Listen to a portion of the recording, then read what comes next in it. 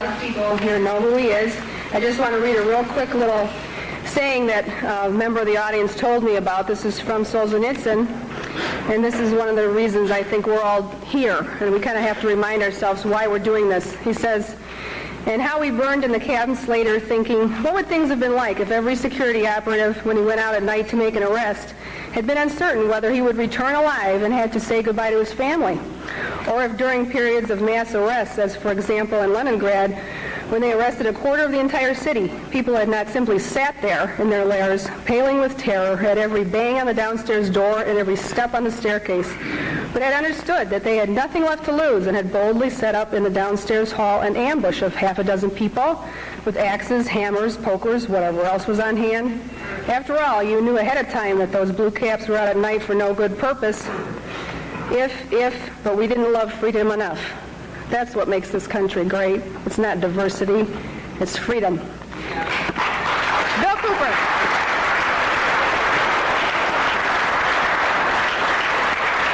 Thank you, Connie.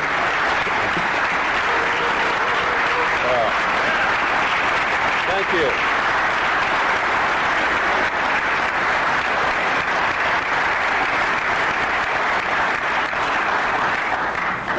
Well, you sure know how to make me feel very humble. Thank you so much. I think one of the biggest misconceptions in this country is what this country is all about, who founded it, for what purpose, and most specifically, what it is that we're all looking for. I'm going to try to clarify some of those, and in doing it, as always happens, someone's going to be angry with my definition of some of these things. I've traveled all over the country. I've talked to probably hundreds of thousands of people individually over a lot of years. I broadcast a radio show that brings me thousands of letters every week. I administer the world's largest and most successful civilian intelligence gathering operation in the world, which makes me privy to an awful lot of information that none of you will ever see. And there's so much of it, I can never present it in a form that you would be able to look at it and digest it.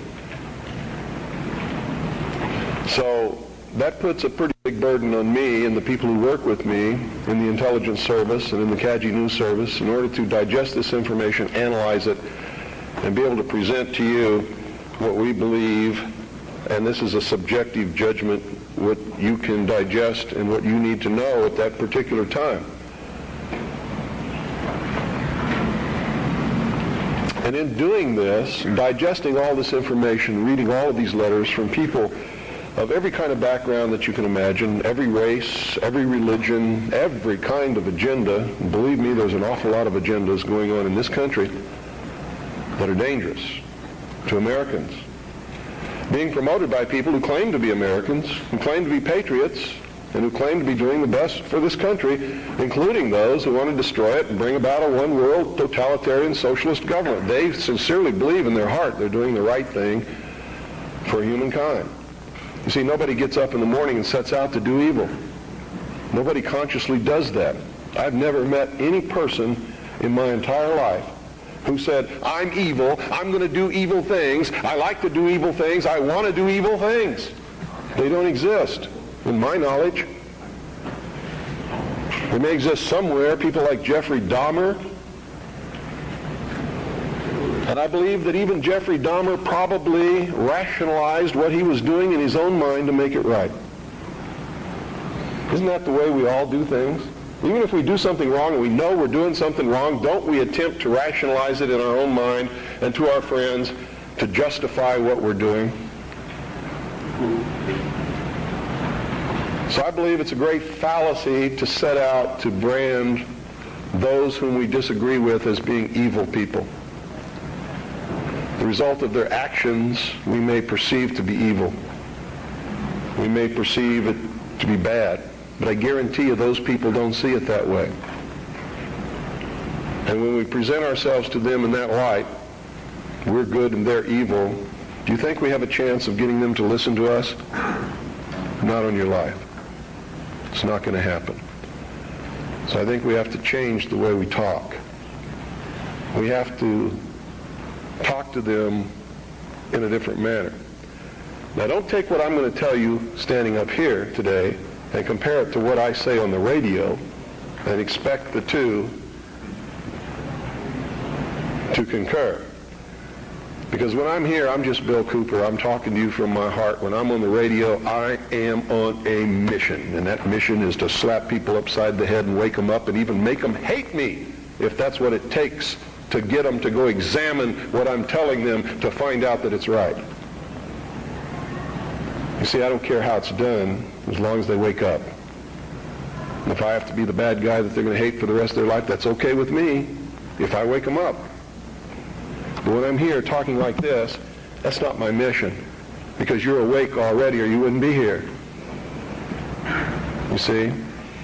There's a difference between the people here and the people that I'm talking to over those airwaves. Big difference. An awful lot of you are steady listeners of the Hour of the Time and have been probably for many years. And when I'm talking on the radio, I know who you are and I'm not talking to you. And I know that when you're listening and I talk about the sheeple, the stupid sheeple, it doesn't make you angry. You know why? Because you know you're not stupid sheeple, don't you? The person that gets angry has verified that I was right. Because he wouldn't get angry if he didn't know in his heart that he's a stupid sheeple. You ever been walking down the street, somebody comes running out and says, bank robber, stop that bank robber. Do you start running? Why don't you start running? Because you're not the bank robber, right? You get angry? No. Do you pay attention? Most of the time, if you're from a big city, chances are you don't even look around, right? Now, if you're from a small town where I'm at, people will come running out in the street to see the bank robber. Because it's a small town and not much excitement goes on there, unless the IRS comes to mess with me. So, what I'm going to talk to you about today comes from my heart, from my experience in life, from playing this role as messenger, which I take very seriously, from my efforts to wake up the American people, from my family, from all the letters that I get, from people that I talk to, just like I've talked to many of you here today. I've learned some things. And I think these things need to be passed on to you. And I think you need to start examining yourself, your agenda, your mission. Who are you? What are you about? What do you believe about America? Is it true? Are you helping to divide us more? Or are you helping to bring us together? Do you really understand what this country is all about? Now, I know this is going to make some of you angry. That's okay. I know that it's going to open some doors for some of you. I hope that it'll bring us all a little bit closer together. And I hope that everybody, once you've examined your own particular agenda, will try to make it fit better into what we should really be doing. And I'm going to start off way back in history, folks, because that's really where it began. The human race is young in the whole scope of the life of the earth. We're just a young species, really.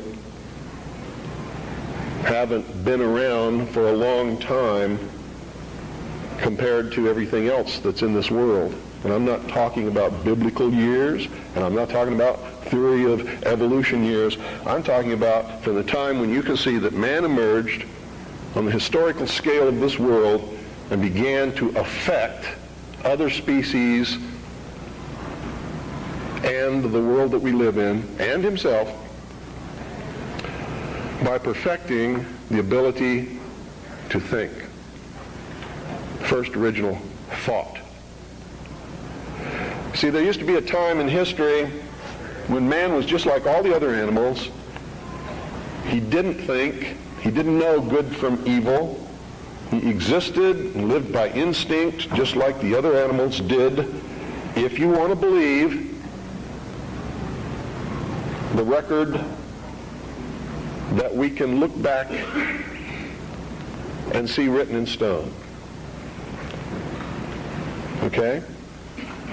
If you want to believe that there were creatures that ultimately became this thinking man that you see standing up here in front of you and sitting out there amongst you, didn't have this ability. Now, if you doubt that, read Genesis in the Bible and you'll see that it's confirmed there. Wasn't there a time when Adam and Eve lived in the Garden of Eden? They were not to think. They did not know good from evil. They were just there to take care of the garden. Is that correct? So this concept and the biblical concept agree. Man just enjoyed what God had put there and sort of took care of the garden. Any dentist will tell you that our mouth was not made for eating meat. So ancient man most probably ate vegetables and nuts and things like that.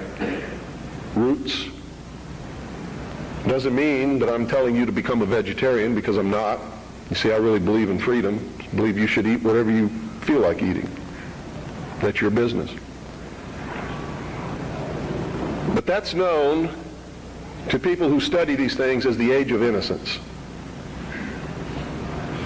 Something happened that brought man out of that state, and if you're talking from a biblical reference, out of the Garden of Eden and into the world. He wasn't innocent anymore. He understood that he was naked, and that his partner was naked. He could think. He could look around. He knew when something was good and when it was bad, just as we all do here. When somebody comes up to me and says, well, how do we know which is the right way to go? I know that person is setting me up to justify his bad deeds, and I won't do it. You always know. We always know which is the right way and which is the bad way. The bad way sometimes feels better, so we may choose that way and justify it by rationalization in order to make ourselves feel better about the bad that we did. In the mystery schools, they refer to this mystical time of coming out of the age of innocence as the Luciferian philosophy. I've tried to illuminate you with this for years on my radio broadcast. In the Bible or in the church, they talk about the fall of man. Same thing. There's only one difference between the Luciferian philosophy and the fall of man, is that those who talk about the fall of man believe in God, whether or not they believe in a Savior. They believe in God. The ones who believe in the Luciferian philosophy do not. Now here's how that works.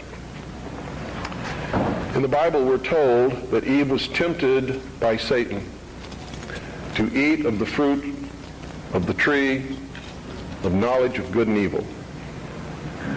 God had commanded Adam and Eve not to eat of the fruit of that tree. If you do, ye will surely die. Isn't that the commandment? Lucifer, through his agent Satan, on the other hand, told Eve, God lied to you. He's holding back the fact that you too can become God. But first you have to eat of the fruit of this tree. And if you do, you will surely not die, but shall become as gods. Isn't that true? So, on the religious aspect, we see that as the fall of man because man disobeyed God.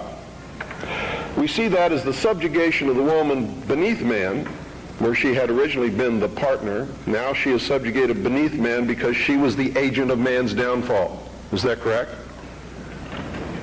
Now, I'm not talking right or wrong. I'm not trying to insult anybody in here. I'm just telling you what we're taught. so that we all understand what we're talking about, because that's most important. If you understand something differently than what I'm trying to impart to you up here, and we don't have the same definition, we're not going to understand each other, are we? The mysteries, on the other hand, look at this in a different light. Here's their story. It's a metaphor. They don't believe that there ever was a God, or that there ever is a God, aside from man himself. And man has not reached that state yet, but can, and this is what they teach in the lodges, that if you perfect yourself as the temple of the God within and become Christed, you've all heard this in the New Age movement, you too can become God. In her movie, Running on the Beach, spinning around, I am God. Go ask her early in the morning when she just wakes up and goes and sits in front of the mirror and looks at her aging face and tries to cover it up with makeup if she's God. She may tell you a different story about that time. Around noon, she might be feeling better and become God again. But this is the reality of the human condition. We'd all love to be gods, wouldn't we? My question to Shirley MacLaine at one time was, please, Shirley, could you make me a universe? She sort of looked at me with this hurt look on her face as she confronted her mortality and realized that she was not God because she could not make me a universe. She couldn't even make herself a universe. She can't even make herself look young again. She's having a hard time paying some of her debts. God doesn't have that problem, does he? And in her case, she. Here's the way they look at it. Here's their metaphor for the end of innocence. Adam and Eve were held prisoner in the Garden of Eden by an unjust, cruel, and vindictive God.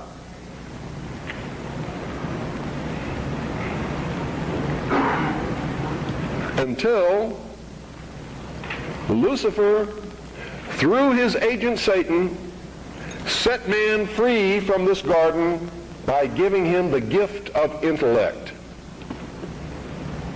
Through the use of intellect, man will conquer the earth, will conquer nature, and will himself become God.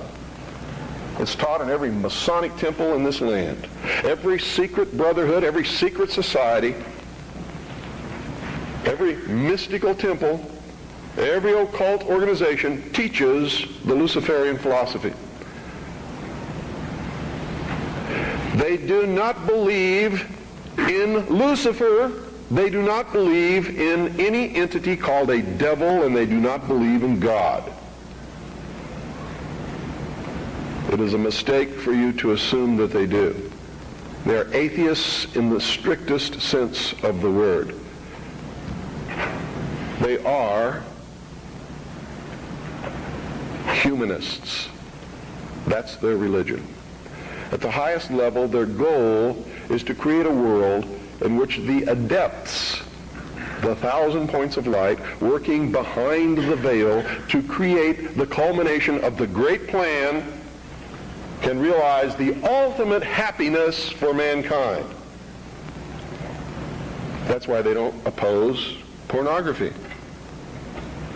That's why they don't oppose certain crimes.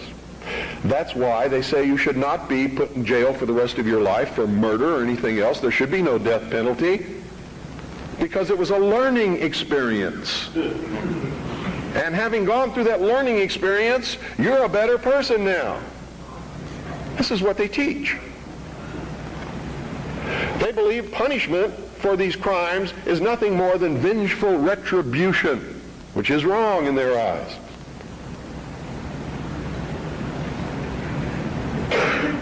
So these are really the two philosophies that we have competing with each other in the world today. Who brought man the gift of fire? Prometheus. Who was Prometheus? Lucifer. What was the gift of fire? Knowledge, intellect. Hasn't man created industry, culture, society, science from the use of one solitary thing? Fire. Without fire, none of it would have occurred. None of it. Nothing. There would be no society without fire. That's how it's represented in the ancient myths and in the mysteries.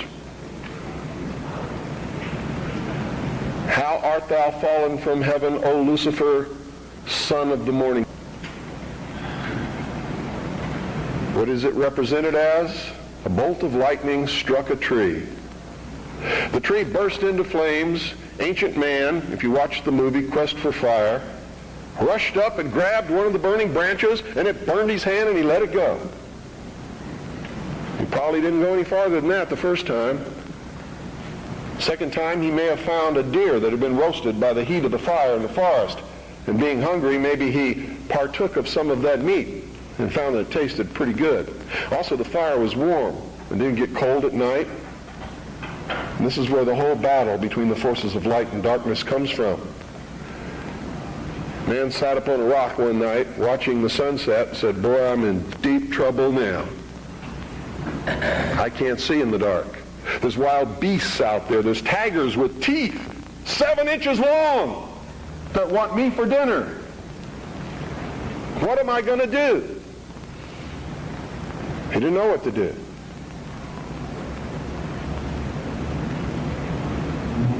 Neither would many of us put in that situation.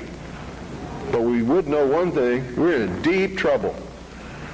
And so for a good part of his history, man sat huddled in the darkness in some place that made him feel secure, waiting to be saved. Now remember, folks, I'm not telling you what I believe. I'm telling you what is taught in the mysteries. I'm telling you what our enemies believe. Make no mistake about it, they are our mortal enemies. They want to see us wiped off the face of the earth.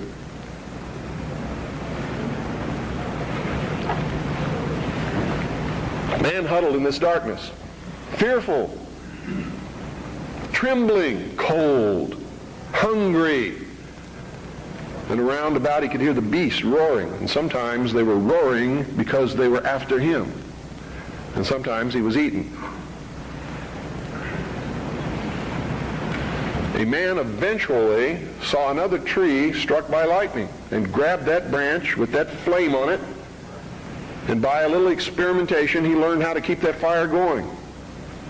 And if he could keep the fire going, he knew something nobody else knew, and he became the first king, the first priest, the first scientist, all rolled into one. And he would burn this fire and keep it going. And other men in the cold of the night, wanting to escape from the terrors that were out there, would gravitate toward this glow. And they would see this man sitting there. And if he was kind, he would let them come to the fire. And they would be warm. And they would be protected, because if the wild beast came, he'd pick up a branch and shove it in its face, and the beast would go away. And so the forces of light overcame the forces of darkness, and in the sunshine of the morning, the newly risen, resurrected child that had died the night before, their Savior, warmed them and saved them from the terrors of the prince of darkness. You have to study these things to understand your enemy. Any general who ventures upon a battlefield without understanding the enemy is doomed to defeat. Just like a militia that forms itself upon a peninsula has already created its own concentration camp, unless it has a navy.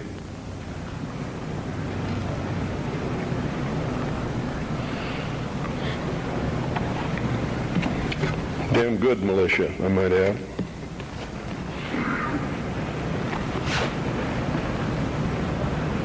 What is the upshot of this? What am I getting at here? These people believe And they have conducted themselves according to their belief and their philosophy since the very dawn of man. These people learned how to control others through the use of a hidden knowledge. This ability to keep that fire going was a technology that nobody else knew. By observing the fire, by keeping it going, by creating ceremonies around this fire, they became a mystery to the others. A mystery always holds sway over those who don't understand it. And the priesthood was born. No king ever existed without the permission of the priesthood. And I don't care what religion you're talking about or what period of history you're talking about, it is the truth. The kings never had the power and don't to this day. Kings exist at the whim of the real power, which is the priesthood standing behind the throne. And when the king ceased to be of benefit to the priesthood, they would simply poison him or get rid of him in some other way. The king is dead, long live the king, and there would be another king appointed. There was even a time in history when the king was a sacrificial king, just like John F. Kennedy was in the Temple of the Sun known as Dealey Plaza. They would pick a young man at the height of his virility, appoint him king for 1 year. During that time, he could do or say or command whatever he wanted. The priesthood was always there to make sure he commanded the right things, have any woman that he wanted, and at the end of the year, he was ceremoniously sacrificed upon a rock, his heart ripped out, his body dismembered into 14 pieces and scattered over the land. And this is where the legend of the Osirian cycle began. It was to ensure the fertility of the crops of the next year. And young men would volunteer for this in their patriotic duty to their kingdom, to their family, so that they could have prosperous years. Much as our young men may volunteer to rush out over the water to a place called Kuwait or Iraq and die in the God-forsaken sands of a place that nobody can even find on a map and never heard of until it happened, all so that he can be called a patriot, someone his family can be proud of. It escapes me how they can ever arrive at these conclusions, but they do, and the priesthood always takes the most advantage of this willingness to sacrifice oneself upon the altar of his country. The problem with it is very seldom really for the country. It's for the advancement of the agenda of the priesthood, whoever the priests happen to be at the time. Am I attacking the church? You better believe it. All churches, all organized religions that have existed since the beginning of the time. Am I attacking the religion of individuals? Never, not on your life. He wasn't trying to create a big church. He knew what happened to those things. And you're all wrong about that man. When you say you shouldn't get angry, you shouldn't curse, you shouldn't do things that upset other people, because that's what Jesus spent his whole life doing. He threw the money changers out of the temple. Don't you think that made some people angry? Don't you think it was rude to walk up to somebody's place of business, smack them in the mouth, grab their table, and throw it out the door? What about the time he cursed the fig tree? You know, pious Christians sometimes make me very angry. They don't even know Christianity. They don't know the man they're following. He was a revolutionary. He was a dangerous man. And by God, so am I. And so should you be. This country was founded by dangerous men. Amen. And the moment the people in this country cease to be dangerous men, it's going to be the day we cease to have a country. Their whole goal with this philosophy is to teach all men and women that the only end of life is to seek the utmost pleasure and happiness that you can get out of it, because when you die, there's nothing else. That's what they teach. That's what they want you to be. They don't want laws against sexual promiscuity. That's why they don't want families. That's why they don't want marriage. That's why they encourage homosexuality. There's a method to their madness. There's really not much method to yours, because you're operating from a place of ignorance. And until you change that, you're going to be bumbling around, bumping into each other, saying and doing the wrong things, not understanding the nature of your enemy. And if you don't understand the nature of your enemy and the weapons they use, you cannot fight that enemy. You can't fight the battle. You shouldn't even be on the battlefield. That's why you're losing the war. And don't tell me you're not, because I'm in a place of great knowledge about who's winning and who's losing this war. And I can assure you, you're losing the war. Doesn't mean it can't be turned around. But it'll never be turned around until you learn what you need to know. You don't even recognize half the weapons that they use against you. And some of them seem so insignificant that you don't even try. They want to create a world where everybody is happy all the time, doing all of the things that, if you're from a good religious upbringing, is wrong to do. If you're not from a religious upbringing, but you have a good brain and you understand the purpose of morals and ethics, it's still the wrong thing to do. If you're a thinking person. And then the priests had an army. Oh boy, weren't they happy with that?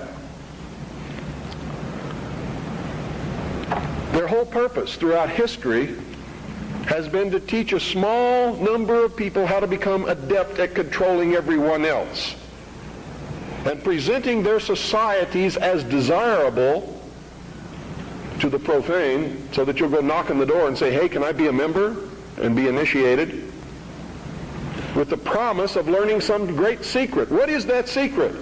The secret is what I have just told you this morning. The secret is how to control everybody else. And you never understand how to control everybody else until you get to the top of this pyramid of initiation. Most people never make it past the third step. All above that are carefully chosen and nurtured and taught. And Americans for all these years have been looking around for the enemy. They've never been able to find an enemy. So those who control them were able to control them even better by giving them an enemy. That's what Stalin and Churchill and Roosevelt determined at Yalta. Who was going to be the enemy post-war? Turned out to be Stalin. And there was going to be this phony Cold War so that the population would never discover the real enemy. And I'm talking about the population of the Soviet Union as well as the rest of the world. You see, the enemy has always been here. It's your uncle, your aunt, your father, your mother, your brother, your sister, your nephew, your nieces, who belong to the fraternal orders collectively known as the mysteries. The very highest degrees of which, combined together, make up a secret order known as the Illuminati. Their goal is to destroy all existing religions save theirs, all existing governments save theirs, and shackle the mob in a system of eternal oppressive debt chained to a computer for the rest of their life, in a propagandized world to make them believe that they are happy in this system. Now, do you think they're succeeding? Haven't I described to you just now exactly what is going on in the world today? Yes, they're succeeding. They're succeeding because the American people don't understand their enemy. They don't even know what's happening. People were extolling the virtues of Pat Buchanan and actually considering voting for that man for president, and he sent them all a postcard. And on the front of that postcard, he identified himself as a high priest of the mysteries. Because on the front of his Christmas cards that he sent to all of his followers was the penis of Osiris, the phallus, the obelisk, with a nice red bow tied around the base which represented the testes. You know what he was saying to you? Are there any children in here? He was saying, he was laughing at you. And so was every other member of the Illuminati. He was a highly degreed member of the sovereign and military order of the Knights of Malta, which was taken over in the Peasants' Revolt in England by the Knights Templars, who had sworn revenge upon the old Hospitallers of St. John's, which later became the Knights of Malta because of their role in the suppression of the Templars. How many of you watch Trinity Network? How many of you watch Pat Robertson? You ever seen the cross in the crown? Do you know what that means? It's the symbol of the Templars. The Knights Templar. It is the symbol of the unification of the church and the government over the people. Is that what you want?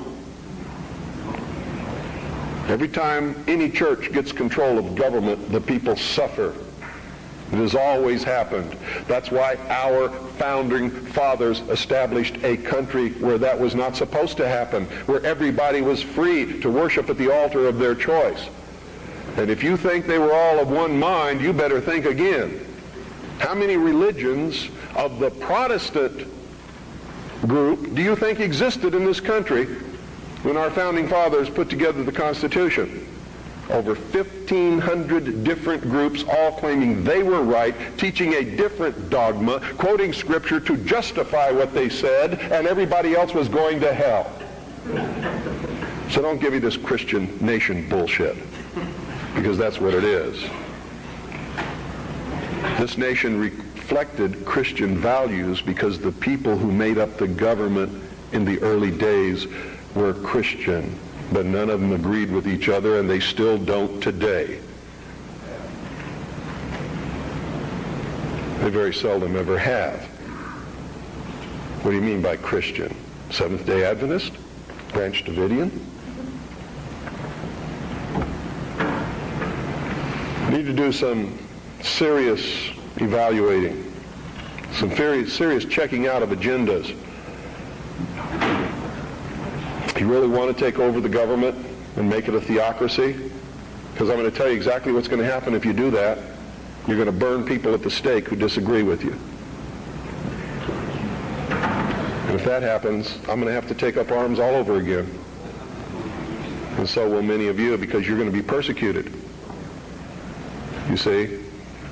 Because whichever one controls the government, you're going to have to conform to that teaching, and if you don't believe in it, you're a heretic. Do you understand what I'm talking about? What is our common bond truly?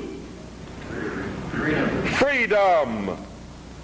Freedom. Without freedom, you can't be a Christian no matter what denomination you belong to. You can't be a Buddhist. You can't own a donut shop. You can't drive from here to Oregon. You can't be an American, because that's what it's all about, and that's the only thing that it's all about. Nothing else. Nothing else. It's about freedom. Freedom. Only freedom.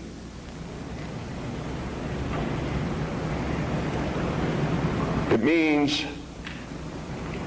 you have to let other people be free, even if they disagree with you. I had a tremendous admiration for the courage of those two communists who had the guts to walk up with their little communist sign and their communist flag. Two of them, young people, all alone in that sea of America, militia, uniformed patriots. And I saw people who wanted to kill them.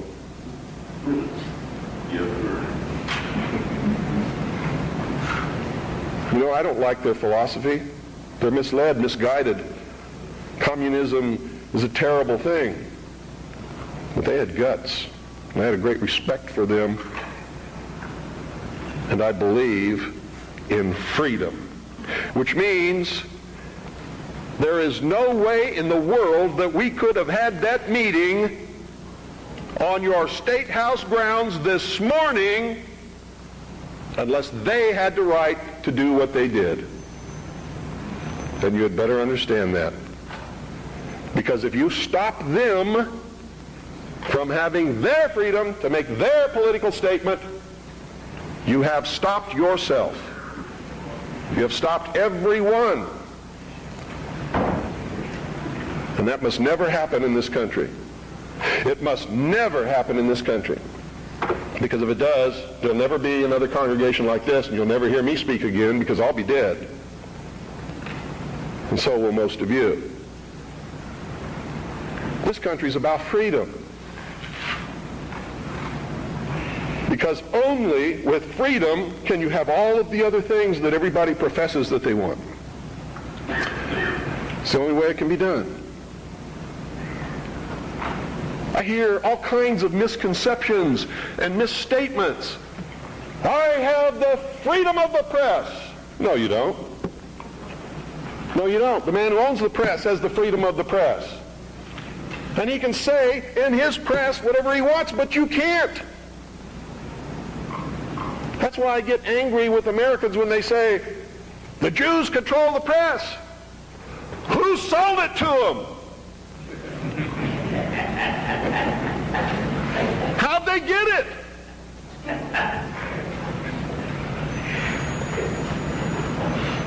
You want the press? Start a press. You want to be on the radio? Do it. But stop whining. Stop bitching. Stop complaining.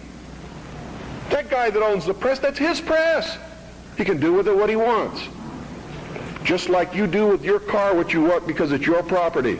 He doesn't owe you anything unless you've got a contract with his signature on it that says he will print what you say. If you can't produce that, he doesn't owe you anything. That's America. You know what's wonderful about America? You can have a press. I have a press. How many of you have seen my newspaper? That newspaper's no joke. It makes congressmen cringe when they see it. It scares the hell out of the enemy. You too can have a radio show. I'm going to teach you how just here in just a couple of minutes. You too can publish books like this. I did it. The Harvest Trust is the trust for my children. I'm not rich. I don't have anything. You know how I financed this book? I sold copies before it was printed to people who believed enough in me to buy them. I don't have any money. I have my family. And that's all the wealth I ever need. I don't make any money from my radio show. Veritas has operated in the red from the beginning. And probably always will.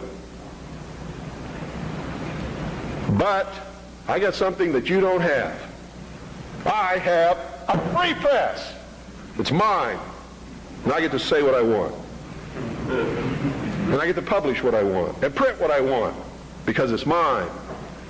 And I'm free. And it's my free press. That's why I don't care if somebody calls up my radio show and says they don't like what I say. Screw you. Get your own show.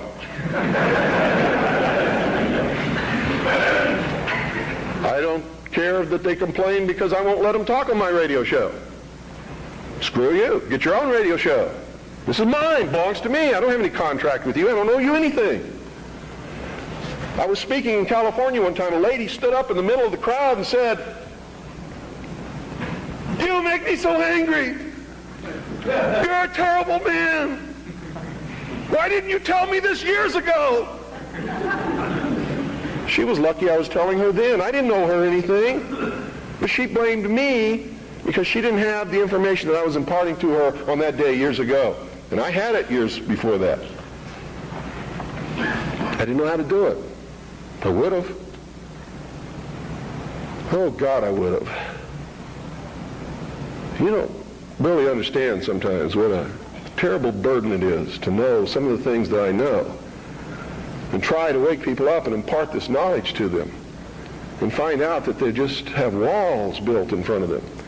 They want to be slaves. But we're making some chinks in those walls.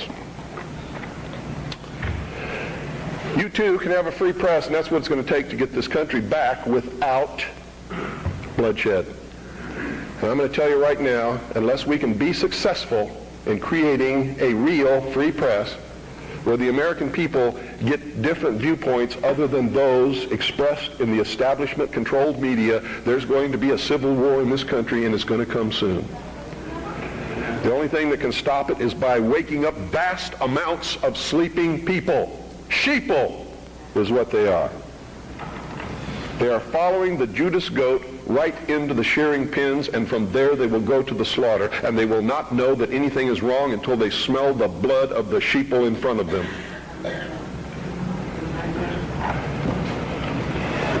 Anybody can publish a newsletter or a newspaper.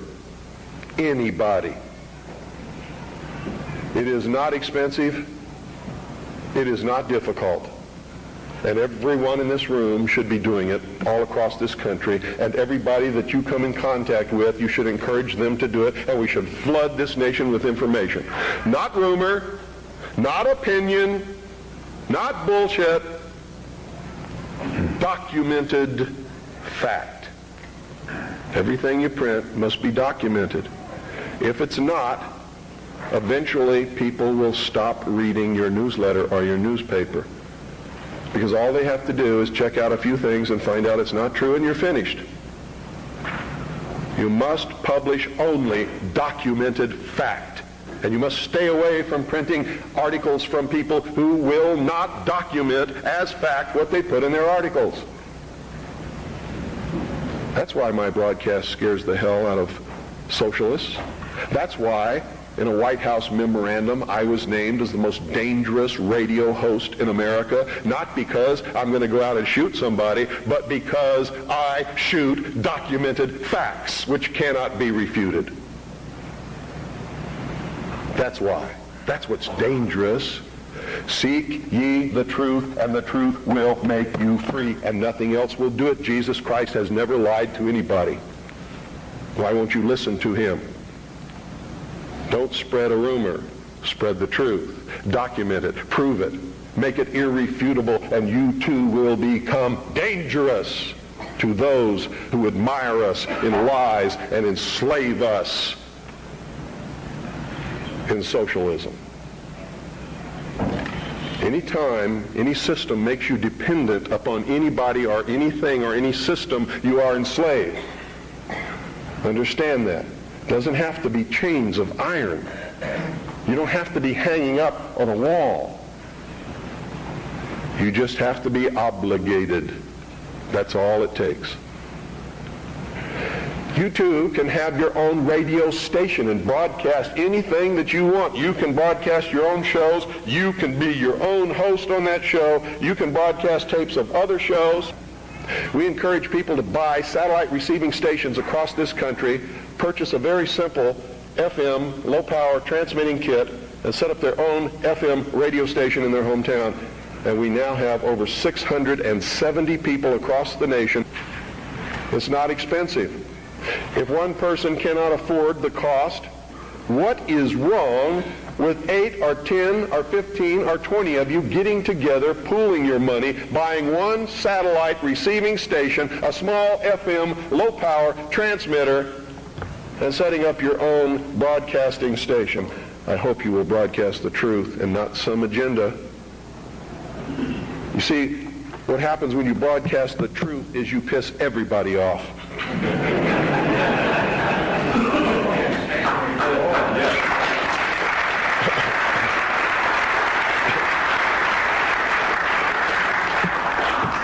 If you don't have my address, I want you to write it down. It's the Harvest Trust.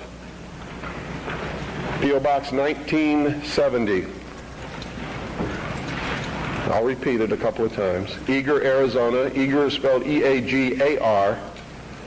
Arizona 85925. That's the Harvest Trust. P.O. Box 1970. Eagar, Arizona 85925. If you have purchased Oklahoma City Day One, it's on the back cover at the bottom.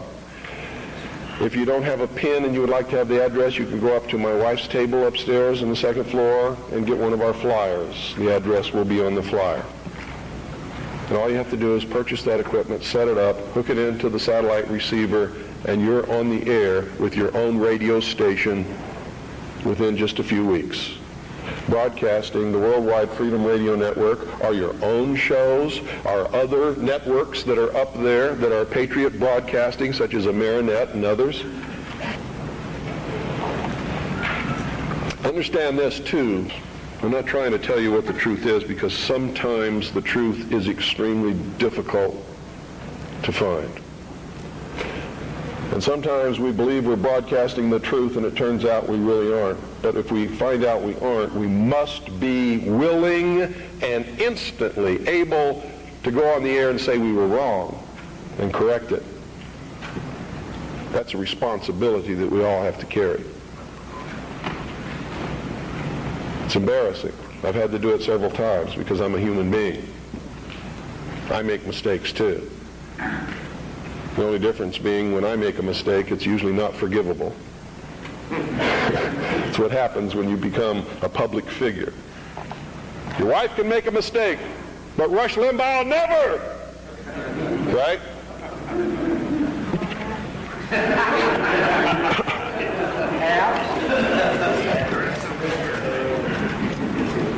I want you all to get interested in this. All of you should be publishing a newsletter or a newspaper. All of you should be documenting what you publish. All of you should have a satellite receiving station and be rebroadcasting programming to your neighborhood. All you got to do is make sure that you're broadcasting on a frequency that's not interfering with any other broadcast. Which means you don't just check it at your house. You get in your car and you drive out 25 miles and all around, and you make sure that there's nobody else on that frequency before you use it, so you know you're safe. In my little town of Eagar, which is a very small town, between Springerville and Eagar is 2 miles. Another 2 miles either way, and you've covered everybody in the valley. And I'm up on a big mountain in the middle of this valley where the town surrounds the mountain, and I'm broadcasting 6 miles in every direction in my town. And it's militia country. Arizona is dangerous for socialists. And when the war starts, heaven help whoever they send to fight in Arizona. Because it's still really kind of like the old West days in a lot of places. It's dangerous. Where I live, Ike Clanton made the sheriff angry one day. The sheriff rode 25 miles, grabbed Ike Clanton by his hair and drug him to jail by his hair. Which brings me close to the end of my, I think it is. How much time do I have? 3 more hours. Come back after Jim talks a little bit and talk some more. Yeah. Just let me give you a little parting note here. I'll be back up as well with, as will the others, to answer questions later. Mr. Collins has to catch a plane, so I'm going to cut my talk short and Please give him your undivided attention. I'm going to tell you right now, because I deal in reality, I'm going to vote for Charles Collins, but at the same time, I'm a realist. And everybody in this room should be voting for Charles Collins, but at the same time understanding he's not going to be the president of the United States. Okay? And I'm only telling you that so that you're dealing in reality. Okay?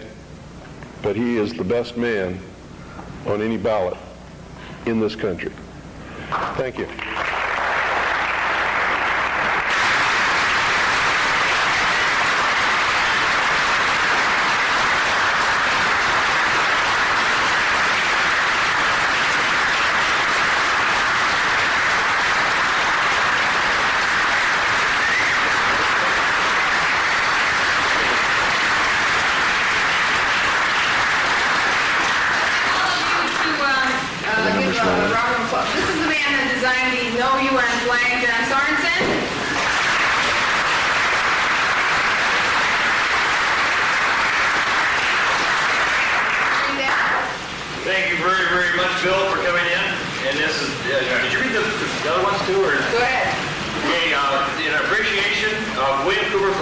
Continuing support of American individual sovereignty, say no to the UN.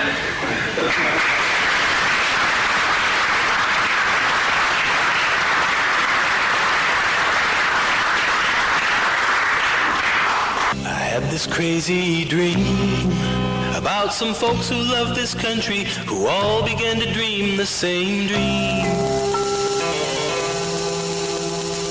And when the morning came, there arose across this nation people thinking one and the same. And they awoke to find their freedoms and all their liberties had gradually been taken away. And when they realized the danger to their posterity, I heard those patriotic people say, we want this country back. We ain't just joking, Jack. We want our liberty and our dignity and our freedoms and our rights restored. We want this country back. She's been driven way off track. We're wide awake and we're madder than hell now, and we ain't gonna take it anymore. No, we're not gonna take it anymore. Remember golden days when the stars and stripes forever